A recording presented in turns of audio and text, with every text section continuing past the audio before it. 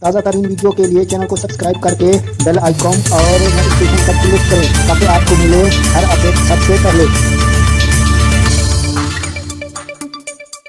السلام علیکم۔ آج کی بریکنگ نیوز۔ توہین election commission case, Imran Khan, Asad Umar اور فواد چودھری عزم پیشی پر فیصلہ محفوظ۔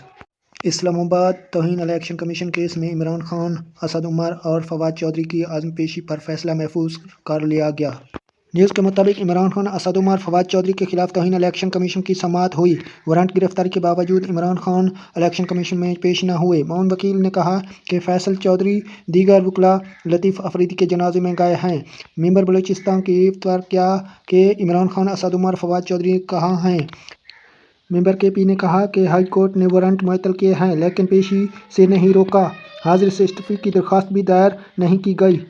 الیکشن کمیشن نے عمران خان، اسد عمر اور فواد چودھری کی عزم پیشی پر فیصلہ محفوظ کر لیا اور کیس کی سماعت 24 جنوری تک ملتوی کر دی۔